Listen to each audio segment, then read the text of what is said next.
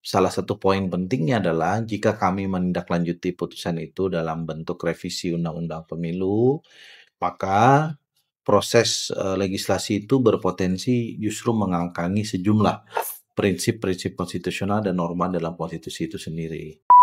Kita belum sampai pada soal substansi apakah perlu pemilu nasional dan lokal. Tapi baru dalam tahap formil pelaksanaannya itu saja sudah menimbulkan dilema konstitusional. Itu saya anggota DPR, face a face dengan bupati. Dia lebih memilih bupati dibanding saya.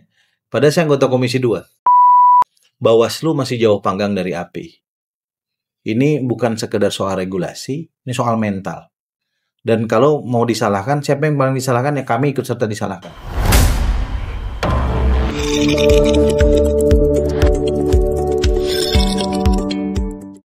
Assalamualaikum warahmatullahi wabarakatuh, sahabat Bawaslu.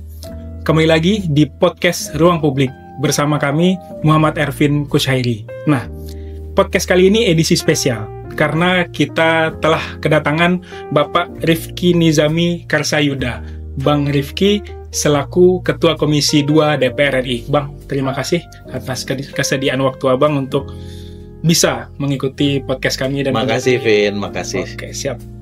Nah, mungkin di waktu yang sempit karena informasi buat sahabat, ini setengah jam sebelum flight-nya Bang Rifki nih, Pak. Jadi kami mohon maaf karena ada todongan podcast ini. Nggak ada masalah. Siap. Nah, Bang, pertanyaan mungkin yang paling inti nih, Bang. Lebih pusing di Komisi 2 apa Komisi 5, Bang? Nggak ada yang pusing. Nggak ada yang pusing. Karena dari jutaan orang yang ingin duduk di DPR RI ini, Allah Ta'ala kasih saya kesempatan. Alhamdulillah. Ya, tentu kita harus bekerja dengan baik, dengan maksimal, dengan amanah. Lebih banyak enaknya dibanding pusingnya. Lebih banyak kan nanti. Disyukuri, Bang, ya. Betul. Nah, ini yang masih isu yang masih hangat nih, Bang. Putusan MK 135. Oke. Nah, respon Abang dan mungkin rekan-rekan Abang lainnya di Senayan itu bagaimana menanggapi putusan MK nomor 135 ini? Secara formal DPR RI termasuk Komisi 2 DPR RI di dalamnya belum memiliki sikap resmi. Kami telah melakukan rapat pimpinan terbatas yang dipimpin oleh Profesor Dr. Insinyur Haji Sufmi Dasko Ahmad sebagai Wakil Ketua DPR RI, Koordinator Bidang Hukum dan Keamanan, yang terdiri dari para pimpinan DPR, pimpinan Komisi 2, pimpinan Komisi 3 DPR RI, dan pimpinan Badan Legislasi. Kami juga mengundang perwakilan dari pemerintah, Menteri Hukum, Menteri Sekretaris Negara, termasuk teman-teman dari penyelenggara pemilu, untuk kemudian mencermati secara serius putusan Mahkamah Konstitusi nomor 135 tahun 2024 itu. Nah, saat ini positioning kami, masing-masing alat kelengkapan DPR, termasuk Komisi 2 di dalamnya, sedang melakukan pencermatan yang sungguh-sungguh sampai dengan nanti kami memiliki sikap resmi kira-kira bagaimana kami memposisikan putusan Mahkamah Konstitusi ini. Kalau sikap individu-individu, fraksi-fraksi itu kan bisa terefleksi dari gambaran pernyataan-pernyataan mereka di media. Satu-satunya partai politik yang telah menyampaikan pernyataan resminya itu adalah Partai Nasdem. Saya kebetulan kan Ketua Komisi 2 DPR RI, anggota fraksi Partai Nasdem DPR RI, saya juga salah seorang Ketua DPP Partai Nasdem. Ya, kenapa Partai Nasdem menolak putusan itu? Karena salah satu poin pentingnya adalah jika kami menindaklanjuti putusan itu dalam bentuk revisi Undang-Undang Pemilu, maka proses legislasi itu berpotensi justru mengangkangi sejumlah prinsip-prinsip konstitusional dan norma dalam konstitusi itu sendiri.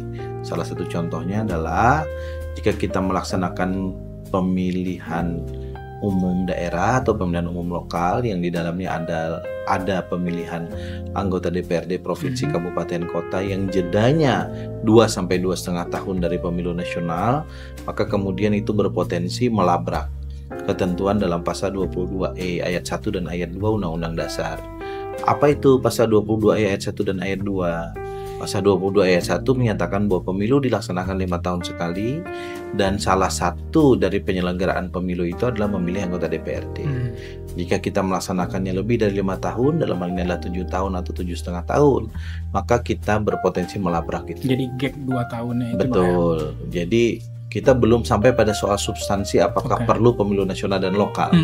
Tapi baru dalam tahap formil pelaksanaannya itu saja sudah menimbulkan dilema konstitusional. Karena itu berikan kesempatan sekali lagi kepada DPR RI termasuk Komisi 2 untuk melakukan pencermatan. Oke Bang, terima kasih Bang. Nah, kita berandai-andai nih Bang. Misalkan nanti ada tanggapan dari DPR RI, terlepas itu berdasarkan putusan MK atau misalkan kebutuhan lainnya. Nah, mungkin bisa dapat gambaran sedikit bagi kami, nanti itu dibahasnya itu misalkan ada revisi atau penggantian undang-undang tentang pemilu ini, itu dibuatkan pansus, balik atau bagaimana biasanya? Belum tahu, karena berdasarkan Undang-Undang MD 3 dan Peraturan Tata Tertib DPR, keputusan terkait dengan alat kelengkapan DPR mana dan kapan momentum pembahasan satu program legislasi termasuk revisi Undang-Undang Pemilu ya, itu ada di pimpinan DPR dan atau badan musyawarah, rapat badan musyawarah DPR yang terdiri dari pimpinan DPR, pimpinan fraksi-fraksi, dan pimpinan alat kelengkapan. Nah itu sampai sekarang belum mengagendakan pembahasan terkait dengan hal tersebut. Jadi kami tidak bisa berandai-andai terkait dengan hal itu. Oke. Nah, kami berharap dapat sedikit bocoran nih Bang. Mungkin di lingkungan DPR khususnya Komisi 2 ini kita mengesampingkan kesiapan penyelenggara, kita mengesampingkan kesiapan SDM, kita mengesampingkan kesiapan pemerintah maupun anggaran. Ada nggak Bang grand design pemilu yang mungkin ideal di masa depan itu seperti apa ketika kita semua ini udah siap? Atau justru sebetulnya pemilu yang sekarang ini udah ideal sebenarnya? Menurut Abang gimana? Ya tentu pemilu yang sekarang ini sedang kita lakukan evaluasi sangat serius, terutama terhadap penyelenggaraan pemilu tahun 2024 yang lalu, baik itu Pilpres ya, maupun Pileg dan Pilkada yang sampai hari ini kan belum selesai karena masih ada tahapan pemungutan suara ulang di beberapa kabupaten kota dan satu provinsi di Papua. Dan karena itu benchmarking evaluasi terkait dengan pemilu tahun 2024 itu menjadi hal penting untuk kita menyusun green design pemilu tahun-tahun berikutnya 2029 dan seterusnya. Dan karena itu bagi kami revisi undang-undang kepemiluan itu sesuatu yang bersifat keniscayaan. Pasti kita butuhkan untuk kemudian kita melakukan penyempurnaan terkait dengan implementasi penyelenggaraan pemilu setidaknya dari 4 aspek ya. Aspek penyelenggara, aspek pemilih ya kan. Kemudian aspek kami regulator, kemudian dan yang tidak kalah penting adalah aspek financing atau pendanaan, pembiayaan pemilu itu sendiri. Nah, dari 4 aspek inilah kemudian kita harus melakukan berbagai penyempurnaan yang ada. Dan karena itu Komisi 2 DPR RI saat ini mulai dari masa sidang yang sebelumnya kami sudah memulai proses evaluasi itu. Kami juga sudah mengundang sejumlah pakar dan pegiat kepemiluan serta demokrasi untuk kami dengar di Komisi 2 DPR RI agar kita mendapatkan insight dari berbagai macam pihak terkait dengan rancang bangun kepemiluan ke depan. Ini penting untuk kami lakukan karena memang keseharian kan kami bermitra dengan seluruh penyelenggara pemilu. Kami juga yang diberikan kewenangan secara konstitusional untuk menjalankan fungsi legislasi, penganggaran, dan pengawasan terkait dengan kepemiluan. Tentu secara subjektif kami ingin mengatakan bahwa idealnya revisi Undang-Undang Pemilu ke depan itu diserahkan ke Komisi 2 DPR RI. Karena kamilah yang sehari-hari mengikuti betul denyut nadi penyelenggaraan kepemiluan ini. Makan hariannya lah Bang ya. Betul. Nah, terakhir Bang. Yuk. Sebagai seorang wakil rakyat yang dulunya nih pasti Abang kampanyenya juga diawasi oleh Bawaslu kan. Nah, bagaimana tanggapan Abang atau komentar Abang mengenai kinerja Bawaslu di penyelenggaraan pemilu lalu, dan mungkin ini terbuka untuk seluruh sahabat Bawaslu dan seluruh penyelenggara yang menonton. Ada nggak kira-kira perbaikan yang perlu dilakukan? Sangat banyak perbaikan mendasar ya. Saya udah 2 kali ikut Pileg, 2019 dan 2024. Prinsip dasarnya Bawaslu itu sangat pasif. Tidak punya mental keberanian untuk mengambil tindakan-tindakan yang bersifat out of box. Yang kedua, Bawaslu itu terkooptasi oleh kepentingan politik lokal sangat dalam. Jadi orang yang jadi komisioner hanya karena istrinya misalnya honorer satu kabupaten, ketika kita laporkan adanya dugaan terkait dengan pelanggaran pemilu oleh oknum-oknum penguasa setempat, itu nggak berani proses. Itu saya anggota DPR, face to face dengan bupati, dia lebih memilih bupati dibanding saya. Padahal saya anggota Komisi 2 yang memilih dan menetapkan pimpinan mereka di tingkat pusat. Saya pula yang kemudian membahas dan menetapkan anggaran. Itu aja dia nggak berani. Jadi menurut pandangan saya, Bawaslu masih jauh panggang dari api. Ini bukan sekedar soal regulasi, ini soal mental. Dan kalau mau disalahkan, siapa yang paling disalahkan? Ya kami ikut serta disalahkan.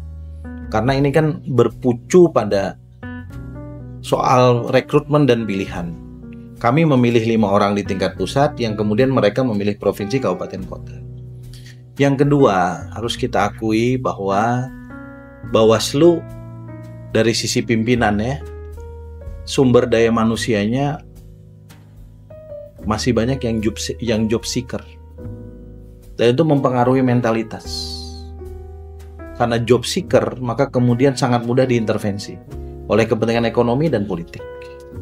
Sekretariatnya itu masih menjadi ASN kelas 2, baik dari sisi tunjangan kinerja, ya, dari sisi yang lain-lain.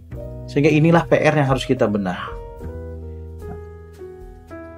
Positioning Bawaslu sebagai pengawas pemilu yang masih sangat lemah, yang mudah terkooptasi, dan tidak memiliki dalam tanda kutip bargaining yang kuat, itulah yang kemudian membuat berbagai kritik kita terhadap pelaksanaan pemilu ini menjadi terus berlangsung.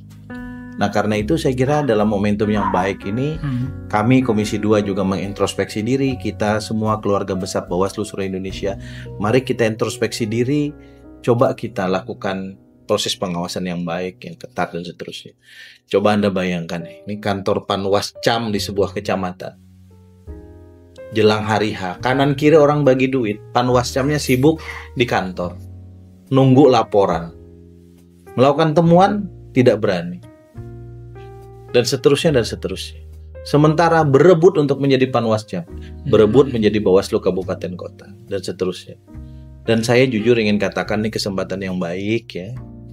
Jangan kemudian mendegradasi diri dan mendowngrade diri selalu atas persoalan-persoalan yang bersifat pragmatis dan fasilitatif. Contoh, ketika nggak ada mobil ribut. Ini baru ada perdebatan soal ad hoc dan permanen, udah ribut duluan. Menurut saya itu sesuatu yang menyedihkan bagi saya. Saya memahami kawan-kawan, karena saya juga dulunya aktivis, saya juga cuman dosen dulu, tapi berikan performa terbaik. Ini lembaga ini harus diisi oleh orang-orang yang punya mentalitas untuk membenahi pemilu, bukan orang-orang yang sekedar job seeker, mereka-mereka yang hidup dengan rutinitasnya dan tidak mau membangun legacy. Apa yang mereka lakukan sepanjang menjadi pengawas. Mohon maaf ya kalau ngomongnya apa adanya. Siap. Nah, jadi kalau sebelumnya kan kita juga podcast ini bahas SDM, Bang. Jadi mengenai sumber daya internal di pengawas pemilu sendiri. Jadi mungkin ini juga bisa menjadi gambaran buat sahabat-sahabat kan. Sering juga Bang nanya ke kami kapan ada rekrutmen lagi misalkan untuk Panwascam, untuk PKD. Nah, nanti kan akan dibuka lagi misalkan memang pemilu itu tahun 2029. Nah, berdasarkan saran dari Ketua Komisi 2 barusan, diharapkan nanti sahabat yang mendaftar tentu tidak hanya sekedar mendaftar, namun juga diiringi oleh legasi yang akan dibangun itu, Bang. Itu harusnya dari pusat, provinsi harus mampu membangun legasi. Dan ini saya kira terjadi di hampir di semua tempat di Indonesia. Maka dari itu yang paling layak disalahkan kami Komisi 2 DPR RI, bukan yang lain. Karena kamilah yang melakukan fit and proper pada tingkat puncak. Dan lalu kemudian mereka membreakdown ke bawah. Oke, Bang. Yuk. Nah, terima kasih nih, Bang. Makasih banyak. Kesediaan waktunya, Makasih karena banyak. Sebenarnya masih banyak yang ingin kami tanyakan. Cuma memang kami pun tahu ini sekitar 15 menit lagi, Abang. Iya, karena kita hanya bisa naik angkutan umum. Kita belum punya angkutan pribadi. Ya. Oke, Bang. Makasih. Bang, baik, sahabat Bawaslu, sekali lagi terima kasih, Bang Rifki. Ya. Semoga ini bisa menjadi perbaikan baik itu untuk pemilu ke depan maupun pemilihan ke depan, dan buat internal pengawas pemilu sendiri tentunya. Nah, Baik sahabat, jangan lupa untuk terus pantau sosial media Bawaslu Sumbar dan juga like, subscribe, dan komen YouTube Bawaslu Provinsi Sumatera Barat. Sekali lagi terima kasih Bang. Terima kasih, Selamat Vin. jalan dan Sukses. Salam buat semua teman-teman Bawaslu se-Sumbar dan Bang, kita se-Indonesia. mungkin boleh tagline Bawaslu. Boleh. Apa? Bersama rakyat awasi pemilu. Oke. Bersama Bawaslu tegakkan keadilan. Oke. Siap Bang? Oke. Bersama rakyat awasi pemilu. Bersama Bawaslu tegakkan keadilan pemilu. pemilu. Terima kasih Bang. Terima kasih. Assalamualaikum warahmatullahi wabarakatuh.